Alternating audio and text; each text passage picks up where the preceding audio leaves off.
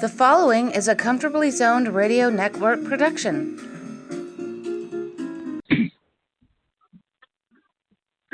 Thank you, Tally Olson. I am back.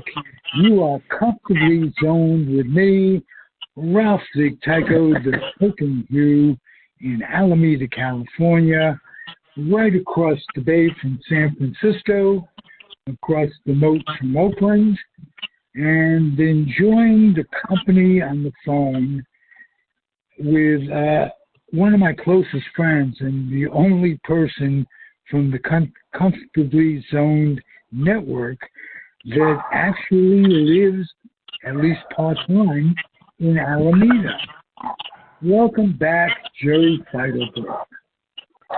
Well, thank you, Ralph. And the last time I not in Alameda, I shouldn't say the last time, but we had quite a day on, I think it was August 15th, where we had Eric Gray, who is the author of 2 books, Ralph Tyko. We had Judge George Spanos. Spanos is a retired judge. And we met at Jim's on the golf course, on the Alameda golf course, and we had a wonderful couple hours, 4 guys just relaxing and talking baseball. Super meeting George for the first time, George Spanos. He is a very, very interesting guy. Not at all what you would expect from a typical judge. Your daughter notwithstanding, they can be judgmental. And he is certainly not. What a terrific guy. And Eric I've met. He's been to Alameda before. And we're going to make it a regular luncheon now out there or somewhere else. Thank you for getting us all together, Jerry. Yeah, it was a good time. In fact, Eric now is on the road. His book was published, and he's in the Midwest somewhere having meetings at the bookstores or in private groups trying to sell his book. And when he gets back, we'll have to set up another date and have another lunch because it was great. It was great. And what a beautiful setting in Alameda. There's a golf course out on Bay Farm, and this is like a little cafe or restaurant where they serve you and you sit outside and not harried by the possibility of catching COVID. And sure. It's very cool. So, yeah, Jerry, one fun. of the things, you are a regular guest on the network, and we not only talk sports, and I plan to today with you, but we talk about the situation, the world situation, a little bit. Can you give us an update as you see it to what's going on? Well, things domestically, our former president, Donald Trump, has been dominating the news cycle ever since he was into forced retirement, so to speak. When he left office on January 2021, we had the insurrection on January 6, 2021, with the people are being held accountable. There are trials still going on for the people involved in the insurrection. Trump has been going around the country continuing to say that the election was stolen and all that nonsense, trying to get his base riled up. He hasn't announced his run for president, and he's raised over $100 million from his PAC that he has, and he hasn't spent any of the money on it. But things changed on August 8th when the FBI had a search warrant issued. They went to the judge to get a search warrant to go to Mar-a-Lago and search the premises for for records that did not belong to Mr. Trump. And that was on August 8th. And there's a hearing today as to whether the judge will issue or grant a request to have a special master review the records that were taken from Trump's residence in Florida. What's interesting in this case is that the archives, the National Archives, had been in negotiations with Trump for over a year to get back the documents that he took. And then in January of 2022, the FBI went to Mar-a-Lago and they got, I think, 15 boxes. The archives looked at, got this stuff back. They felt that there was more. They didn't get it all. And in June, they went back to Mar-a-Lago. They got some stuff, and the attorneys signed off stating that they had thoroughly searched Mar-a-Lago and put their name on a document and said that there were no more documents to be found at Mar-a-Lago. And the archives said, well, wait a minute, something isn't right here. We don't have all the stuff. There has to be more. And they issued they got the search warrant, and they went back and they pulled out over 30 boxes, and so many were top secret, different classifications of documents, and a lot of information, especially on human resources, were in his possession.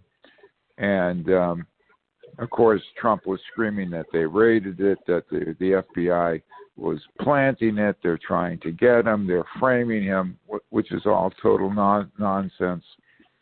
But he finally he found a judge, and they went to the judge, who was a Trump appointee, and they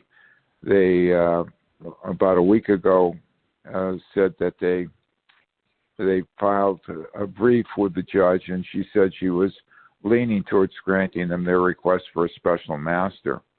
And then just a couple of days ago, the Department of Justice and the FBI filed a 36-page brief, and they had a picture of what they recovered, and there were five documents showing top secret, and not only that. Jerry, let me stop you for 1 second. The picture, if it wasn't fabricated, and I have no reason to believe it was, shows that he took stuff from the White House that he was not entitled to do, and taking top secret information is a felonious offense. Am I correct? Here, that's correct. The records belong to the people of the United States. Could they simplify it by just getting a conviction on that one thing? A felonious offense would disqualify him from ever running again. Am I correct? That would be okay, but there's also the potential for obstruction of justice, because when that attorney signed that document in June, they told them that there had been a thorough search and that there were no other documents, and whoever signed it attested that was truthful. It was not truthful. It was a lie. And then when they went back, he could absolutely throw that woman under the bus. Her name is I'm sure he will. I'm sure he will. And he will. But there's no defense for taking those documents that clearly belong and then not giving them back when they were requested by the archives. That's clearly, that's convictable. My question is, if he were convicted on just that one thing, obstruction of justice notwithstanding, just that one thing, would that stop him legally from ever holding office. Again, can a convicted felon run for office? I believe that's true. I believe that's true, and there could be jail time involved, but they have the violation of the Espionage Act. There were three things that they had: retention of documents that didn't belong to him. He has told people, or he said the documents belong to me because they occurred while I was in office. That's not true. The documents, all those documents belong to the federal government and to the people, and he had no right to them. And he was told that several times. He knew that. Now, he may not have packed up the documents. Someone may have done that for him. Someone may have put it on the truck. But once he realized he had the documents, in his bedroom, so he must have. He's complicit in that way, and he clearly didn't give them back when they were subpoenaed.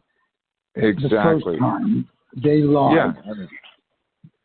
So just to keep it simple, I'm not interested in seeing a 78-year-old man in jail. I'm interested in seeing him booked, but it doesn't matter if he actually goes to jail. To me, I'm just deathly afraid that we'll lose, if he's reelected through all of this, we will lose democracy as we know it.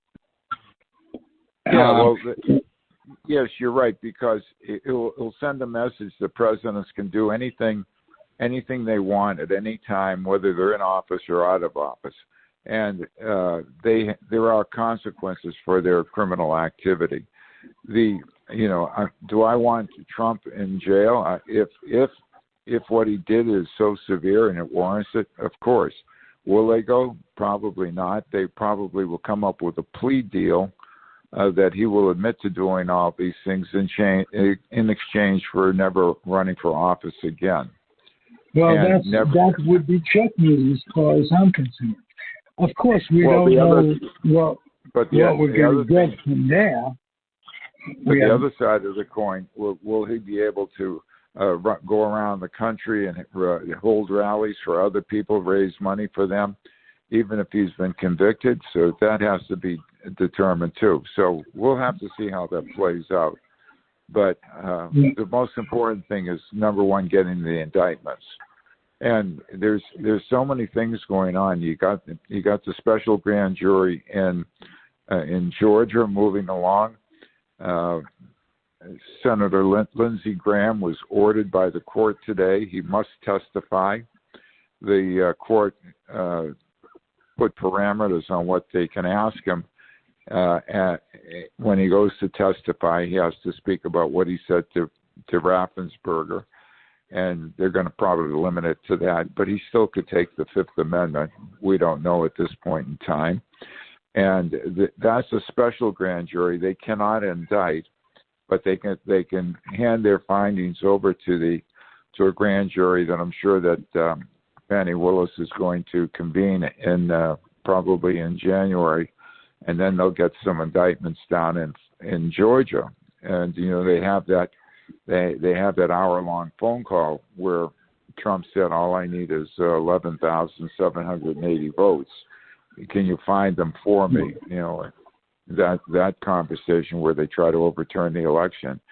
So you have that to deal with. You have the insurrection to deal with, and the January 6th committee will be meeting shortly. The Congress reconvenes on Tuesday, September 6th.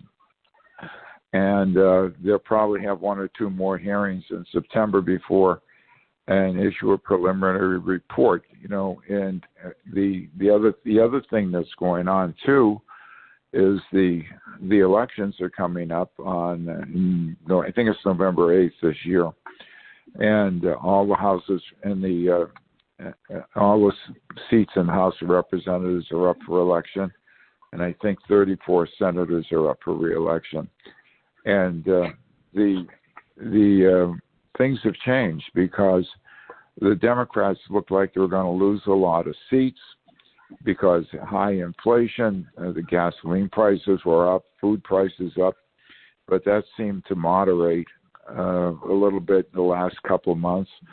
The Fed has put the brakes on the economy by raising interest rates several times. They've indicated that they're going to continue to raise interest rates if inflation doesn't slow down, which could throw the country into a recession, which is not a good thing. But again, that's where we are. But since the Supreme Court took away a constitutional right for the first time ever, then they said that the states could ban abortions, and that abortion wasn't a constitutional right.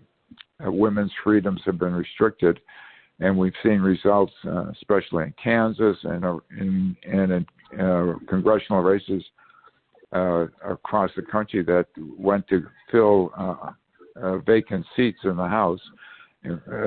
Democrats have done quite well. In fact, in the Alaska election, Sarah Palin was running for a congressional seat, and she came in second. Native American Democrat won the election, and will be finishing the last 4 months of the late Don Young's term. And unfortunately, she'll have to stand for election in November again, and we'll see what happens at that point in time. But the chances for the Democrats have brightened in the last few months, and then Joe Biden's been on a winning streak. He's got legislation through, and they got some measure of gun control. They got some inflation legislation passed through. They got some climate change legislation. So things are looking brighter for the Democrats this year. Are you hopeful personally hopeful?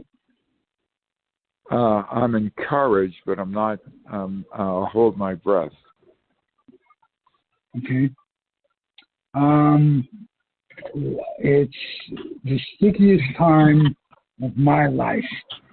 You were conscious of World War II as a kid. I wasn't. Is this as harrowing an experience for you, having a memory of World War II and how bad it was at that point? Now, World War II was way worse than what's going on. I remember in my conscious memory as a kid, I remember we had blackout drills on the street. You know, people had to turn off their lights at times. I remember my mother having going down to the ration board to get you had to get ration cards to buy meat and sugar and things like that. And then, of course, I remember the announcement I remember hearing about the nuclear explosion in 1945 and the end of World War II and the great celebration that we had on the street as everybody was out in the streets just hugging and kissing each other because the war was over.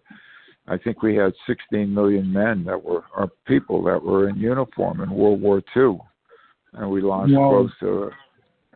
close to about 450,000 people in World War II. So it was a tremendous time of turmoil, and but that's all I remember. And I remember the post-war period, the GIs coming home from the war, getting the GI Bill, going to college, and we had a vibrant economy after that. Yes, you did. The 50s, for instance, were turbulent times as well, now that I think of it. I had several cousins serve in World War II. I had one cousin who fought in the Battle of the Bulge, and he got his Purple Heart in that battle. I had another cousin who served in Belgium at also. And I had another cousin who was on the USS Missouri when the Japanese people signed the surrender document. And a couple other cousins, another cousin, he had the toughest assignment of all. He spent the war at the Presidio in San Francisco. Tough assignment in World War II. Well, I was at Travis Air Force Base, halfway between Sacramento and San Francisco during the Vietnam era. So I can appreciate a good long stay at a base that suits you. And not being in the war suited me at that point. But that was an upheavaling time as well. Families were split. Did you and your family have anything going on in the Vietnam era? Well, I was in the Army Reserve. I did my 6 months of active duty at Fort Dix, and then I was in the Reserve for 5.5 years. And in 1964, when they had the Gulf of Tonkin incident, they stepped up the training for the reserve units.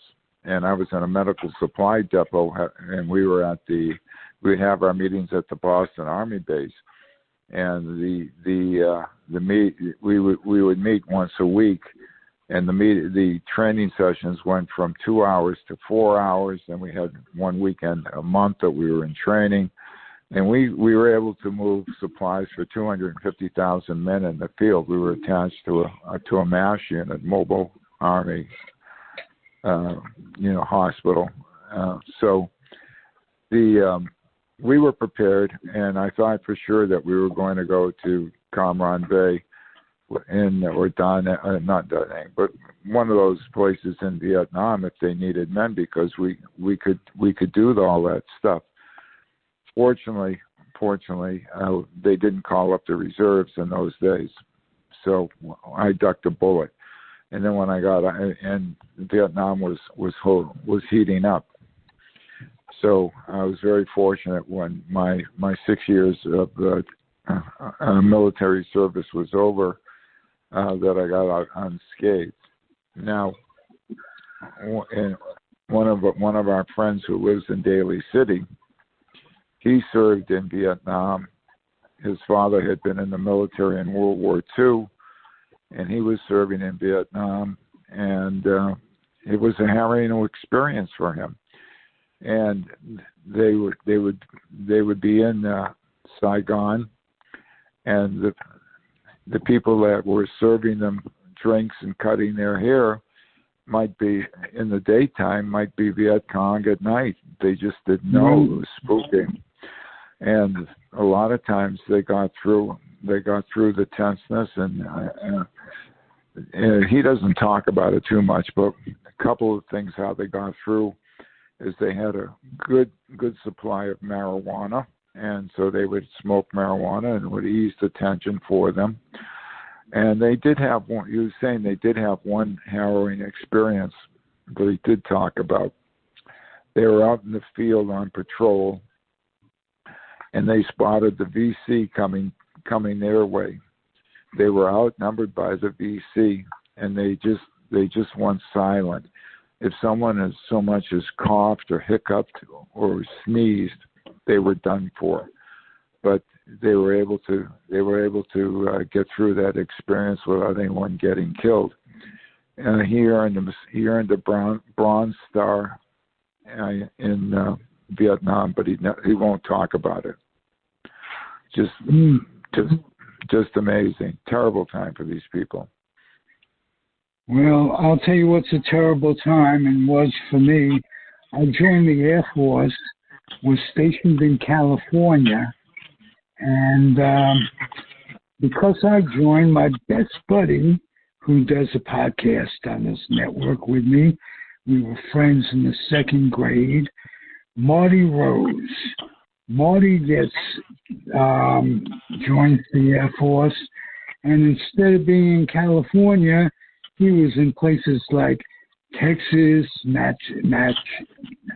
Massachusetts, and went to Vietnam for a harrowing year.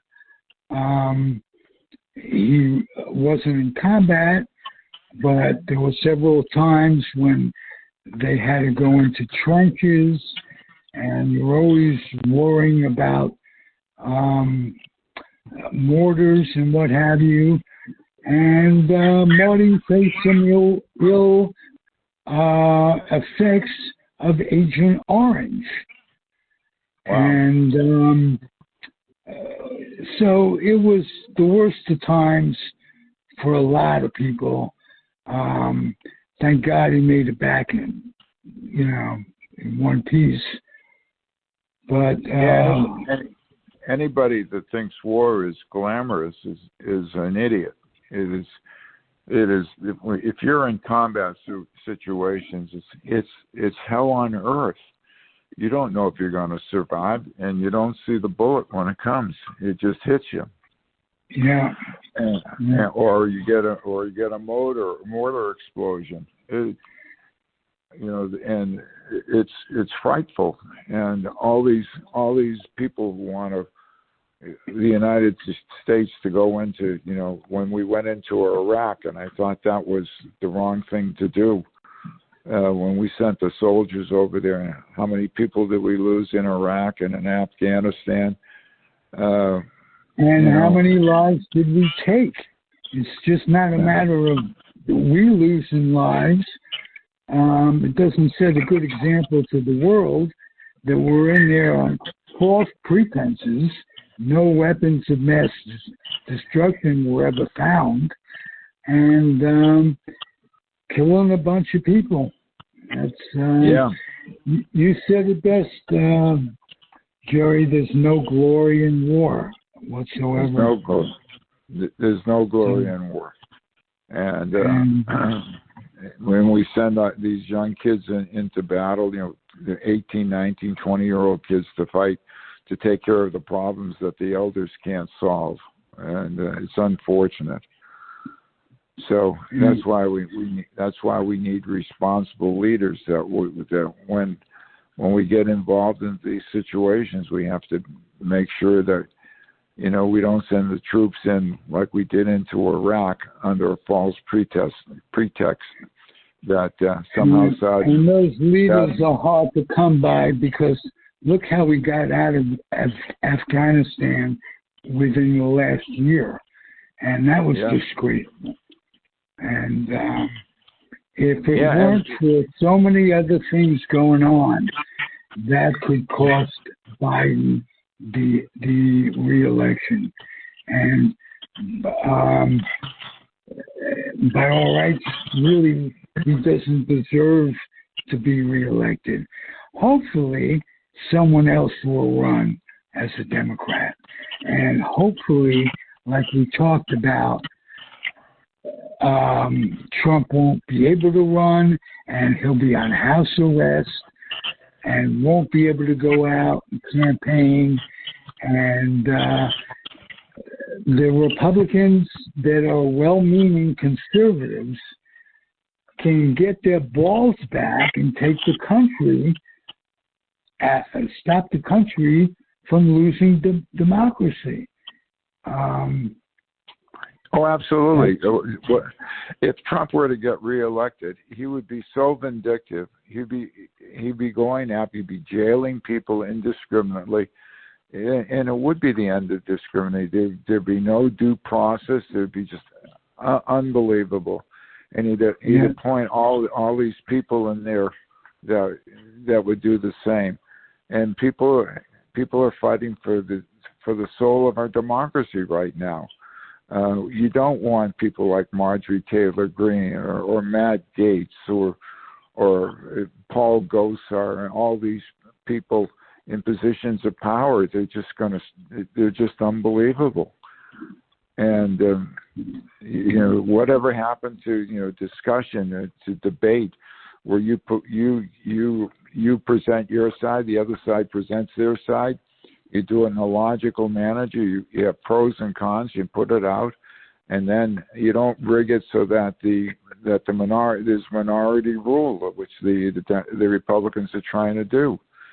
So you want to have a free and fair election. You don't want to have people rigging the elections like they're trying to do in a lot of states now, where the Republicans are in control. They want to get the Secretary of State offices in various states, and they want to change the rules so that they can, if the legislature doesn't like the results of the election, they can overturn it. You don't want that. That's not democracy. It's not the will of the people. All right, Jerry, let me just end it by saying our immediate fate, as I see it, is in the hands of the DOJ. Yes, I agree. Okay. We're not going to talk sports. Can't do justice to this terrific podcast by talking games and fun because, frankly, it ain't fun. And what we talked about certainly isn't games and fun. So maybe next week we'll talk a little Boston baseball, what's happening to the Red Sox, and we could talk some Bay Area sports. This has been a bittersweet year for the Bay Area. And you're right. It's been tough for the Giants. They won 107 games last year, and they're a sub 500 team this year. And the A's traded away all their players. They set an all-time franchise record this year. They've had 58 players on the roster this year, the most ever. Most ever. I think the Mets had 64 something last year, but wow. Now indeed. Hey Jerry, be well. Best Tyler, okay. And keep hanging in there. Thank you for being my friend.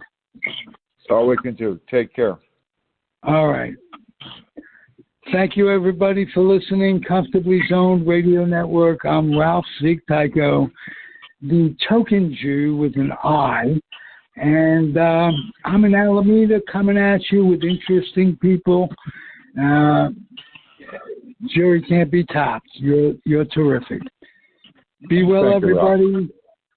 You, thank you, Jerry. Okay, Adios, thank you. Bye-bye. And happy trails. The proceeding has been a Comfortably Zoned network production.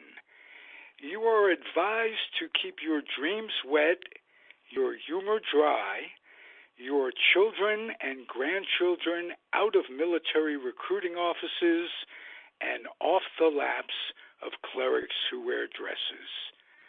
Thank you for listening, everyone. Happy trails.